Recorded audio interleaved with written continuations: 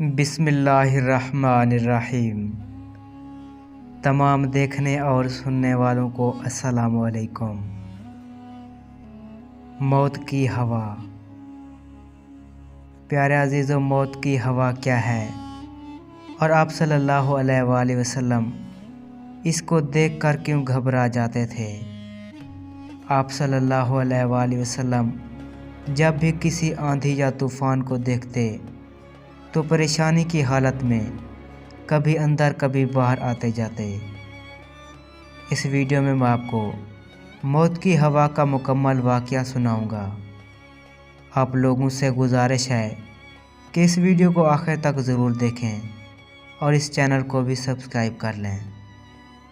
تو چلتے ہیں اس ویڈیو کی طرف۔ موت کی ہوا کا واقعہ قوم عاد سے شروع ہوتا ہے۔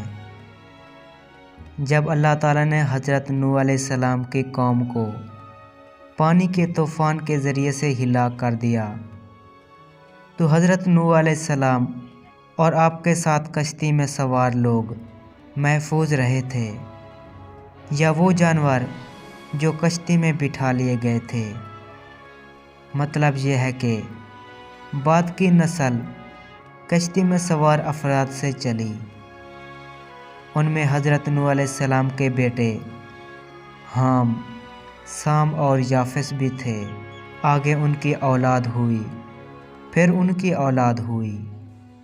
اس طرح بہت سے لوگ دنیا میں پھیل گئے۔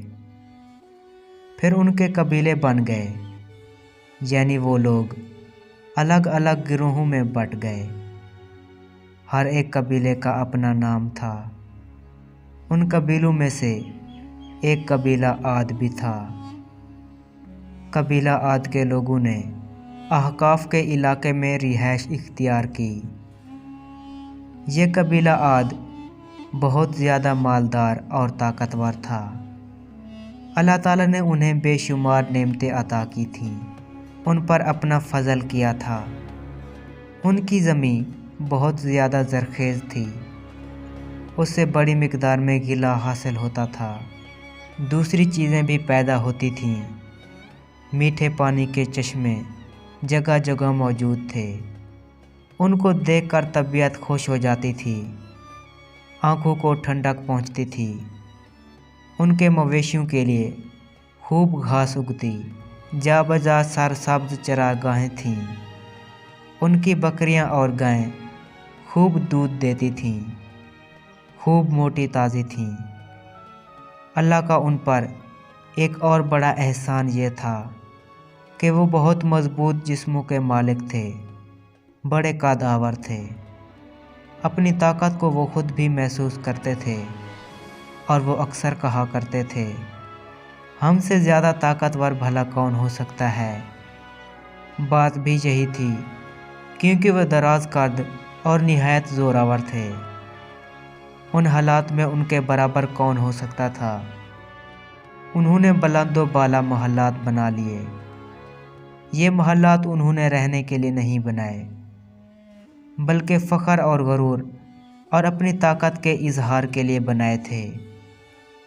خود وہ خیموں میں رہتے تھے۔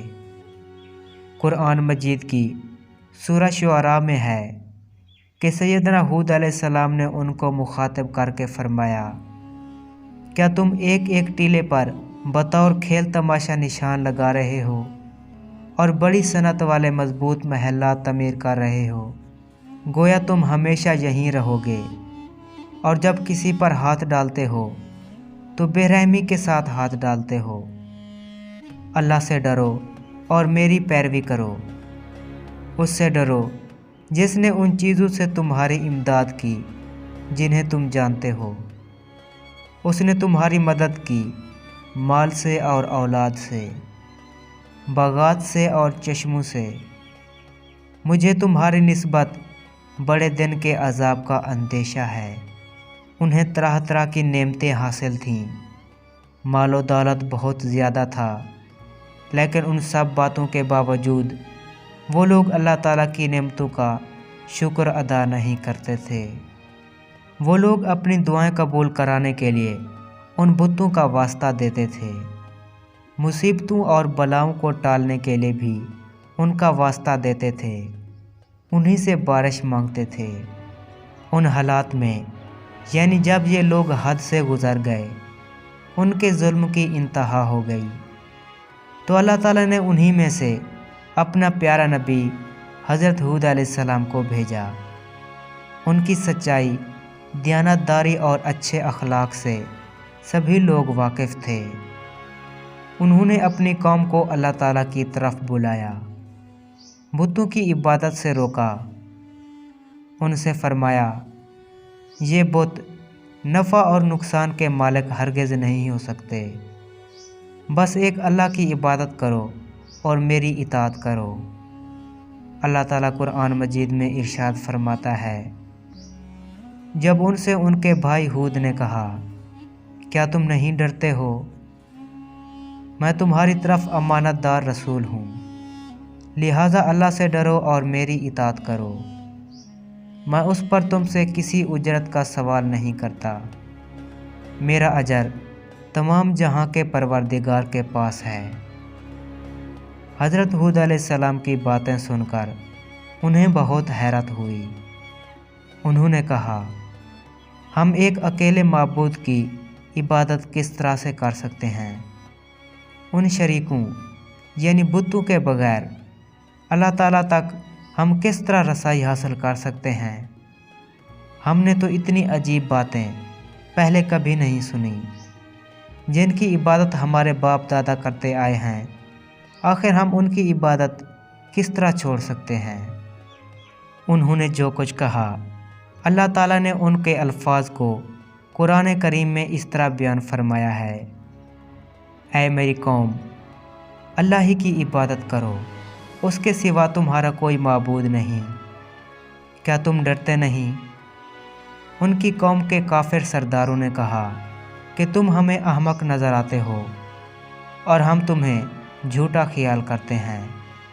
उनके जवाब में सैयदना हूद अलैहिस्सलाम ने फरमाया, ऐ मेरी कौम, मैं बेवकूफ़ नहीं बल्कि अल्लाह ताला की तरफ से रसूल हूँ, अपने रब का पैगाम लाया हूँ और तुम्हारा खैरख्वाह और ईमानतदार हूँ। उन लोगों ने हज़रत हूद अलैहिस्सलाम की बात ना मानी और ज़्यादा सरकशी पर उतर गए। कहने लगे, तुम दीवाने हो, हमारे बुतों को बुरा भला कहते हो, इसलिए उन्होंने तुम्हें दीवानेपन में मुब्तला कर दिया है। अल्लाह ताला ने कुरान मजीद में उन अल्फाज को यूं बयान फरमाया है, हम तो ये समझते हैं कि हमारे किसी माबूद ने तुम्हें आसेब पहुंचाकर दीवाना कर दिया है। उनकी बात सुनकर सैयदना हूद अलैहिस्सलाम ने उनसे फरमाया, ऐ मेरी कौम, अपने रब से माफ़ी मांगो, फिर उसके आगे तौबा करो, वो तुम पर आसमान से मूसलाधार बारिश बरसाएगा और तुम्हारी ताकत पर ताकत बढ़ाएगा, और देखो गुनाहगार बनकर रूगर्दानी ना करो।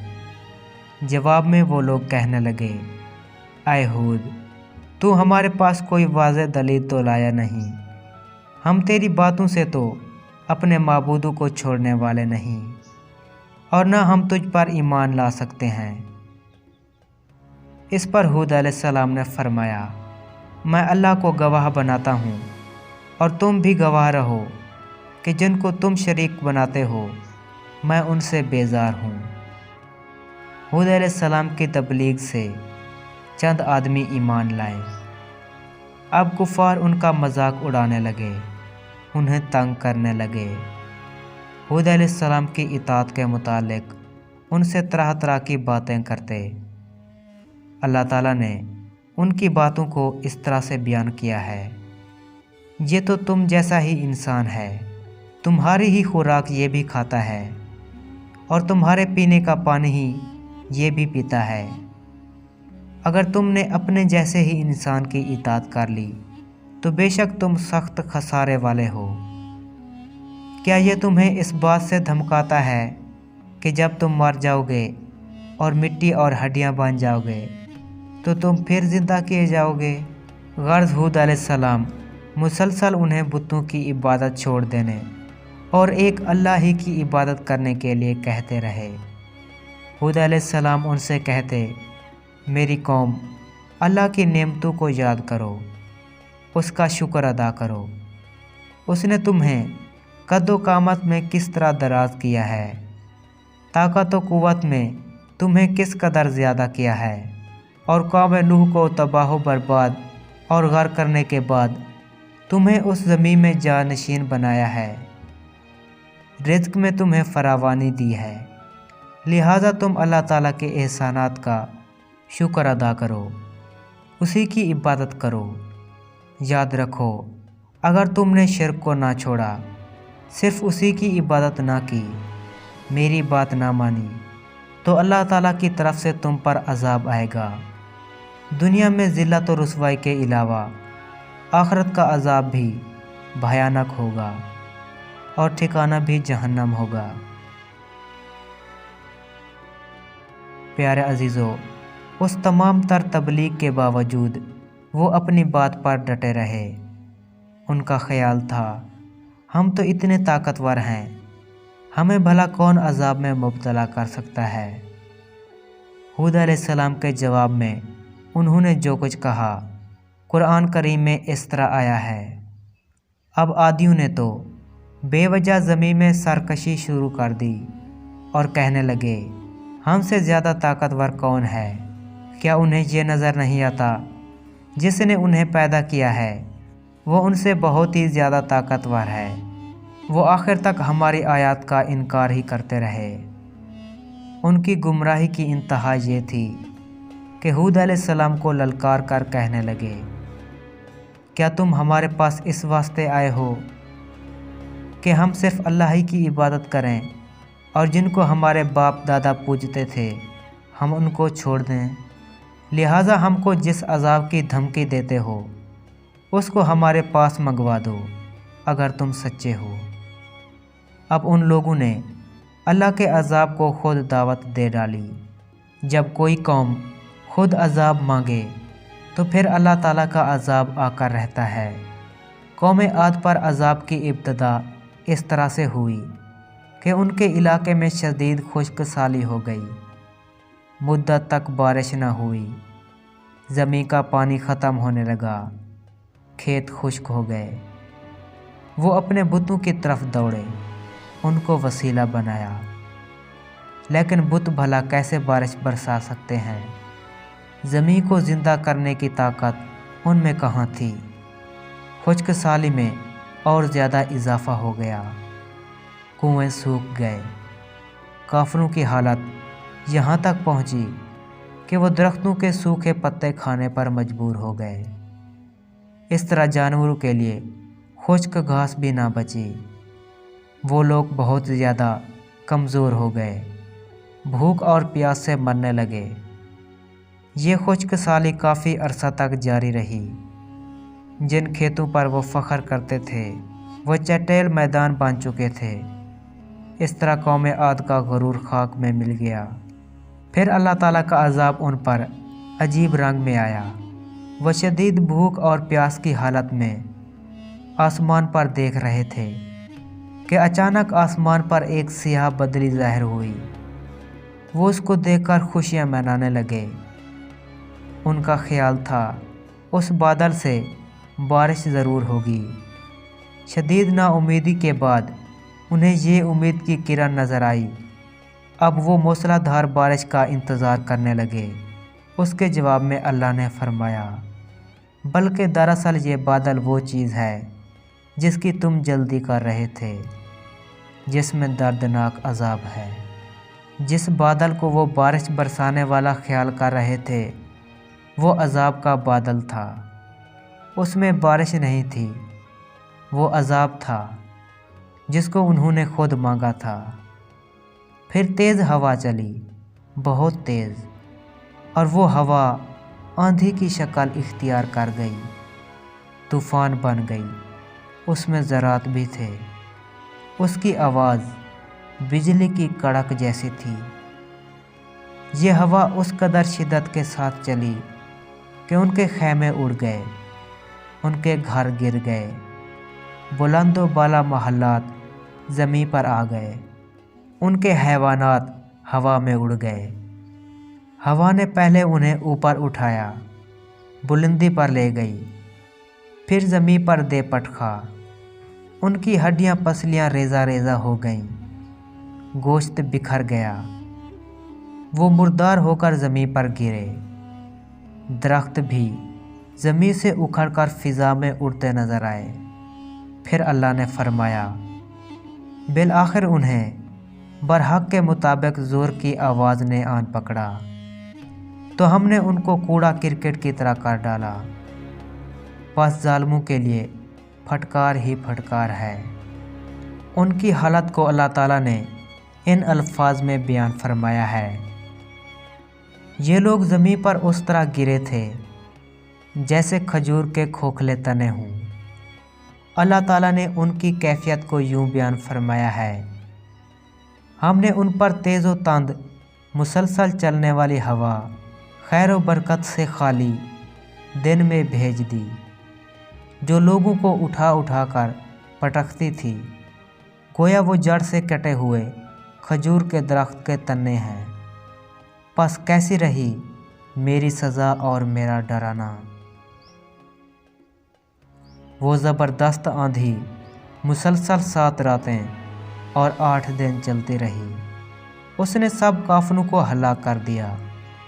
ان کے گھر، ان کے خیمے، ان کی رہنے کی جگہ، سب کچھ ملیا میٹ کر کے رکھ دیا۔ ان کا کوئی فرد بچا نہ چھپایا۔ اللہ تعالیٰ اس کے متعلق فرماتا ہے، اسی طرح عادیوں میں بھی ہماری طرف سے تنبیہ ہے، جب کہ ہم نے ان پر خیر و برکت سے خالی آندھی بھیجی، وہ جس جس چیز پر سے گزرتی تھی اسے بوسیدہ ہڈیوں کی طرح چورا چورا کر دیتی تھی۔ اللہ تعالیٰ نے یہ بھی فرمایا، اور آدھی بے حد تیز و تند ہوا سے غارت کر دیے گئے، جو ان پر برابر لگاتار 7 راتیں اور 8 دن تک اللہ تعالیٰ کے حکم کے مطابق چلتی رہی۔ پوری قوم عاد تباہ ہو گئی، ان کا ایک فرد بھی نہ بچا، ان کا سارا غرور خاک میں مل گیا، طاقت پارا پارا ہو گئی، وہ عذاب آ گیا جس کی وہ جلدی کر رہے تھے۔ اس لیے پیارا نبی صلی اللہ علیہ وآلہ وسلم جب آندھی کو دیکھتے تھے تو گھبرا جایا کرتے تھے۔ حضرت سیدہ عائشہ صدیقہ رضی اللہ تعالیٰ عنہا فرماتی ہیں کہ جب تیز ہوا چلتی تو آپ صلی اللہ علیہ وآلہ وسلم فرماتے تھے، اے اللہ، میں تجھ سے اس ہوا کی بھلائی مانگتا ہوں اور جو کچھ اس میں ہے اور جو کچھ دے کر وہ بھیجی گئی ہے اس کی بھلائی مانگتا ہوں، اور میں اس کے شر سے تیری پناہ میں آتا ہوں، اور جو کچھ اس میں ہے اور جو کچھ دے کر وہ بھیجی گئی ہے اس کے شر سے پناہ مانگتا ہوں۔ حضرت عائشہ رضی اللہ تعالیٰ عنہا فرماتی ہیں، جب آسمان پر بادل چھا جاتے تو نبی کریم صلی اللہ علیہ وآلہ وسلم کے چہرے کا رنگ تبدیل ہو جاتا۔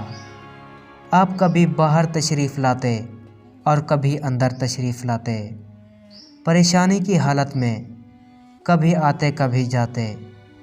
جب بارش نازل ہو جاتی تو پھر آپ صلی اللہ علیہ وآلہ وسلم کی پریشانی دور ہو جاتی۔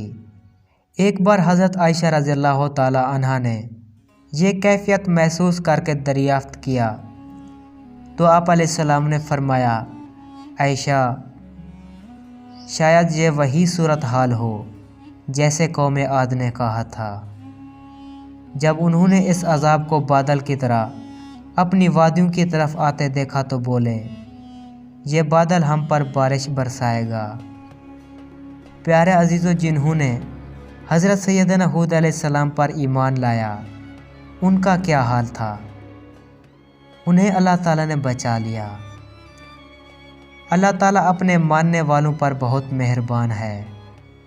جب وہ ہوا ان کے پاس آتی تھی تو بالکل نرم ہو جاتی تھی۔ کافروں کے لیے وہی ہوا عذاب تھی اور مومنوں کے لیے رحمت تھی۔ جب ہوا رک گئی اور تمام کافر مارے گئے تو مسلمان اپنے گھروں سے نکلے۔ وہ سب اللہ تعالیٰ کا شکر ادا کر رہے تھے۔ اللہ تعالیٰ نے ان پر بہت احسان کیا تھا، اپنی حفاظت میں رکھا تھا۔ پھر ہود علیہ السلام کے ساتھ تمام مسلمان کہیں اور چلے گئے۔ وہ وہاں جا کر آباد ہو گئے اور ایک اللہ تعالیٰ کی عبادت کرنے لگے۔ ایمان کی دولت نے انہیں محبت اور پیار سے رہنے والا بنا دیا تھا۔ پیارے عزیزو، جب وقت گزر جاتا ہے تو پھر افسوس ملنے سے کیا فائدہ؟ لیکن اگر گزشتہ واقعات کو دیکھا جائے، گہرائی کے ساتھ ان کا مطالعہ کیا جائے، ان کی ناکامیوں کو مد نظر رکھا جائے، تو یقینی بات ہے کہ ویسے حالات سے دوچار ہونے کا وقت نہیں آتا۔ پیارے عزیزو، امید کرتا ہوں آپ کو یہ ویڈیو پسند آئی ہوگی اور آپ نے اس ویڈیو سے بہت کچھ سیکھا ہوگا۔ اس چینل کو سبسکرائب کریں اور اس ویڈیو کو بھی لائک کریں۔ میں ملتا ہوں آپ کو اگلی ویڈیو میں۔ دعاؤں میں یاد رکھیے گا۔ اللہ آپ کا حامی و ناصر ہو۔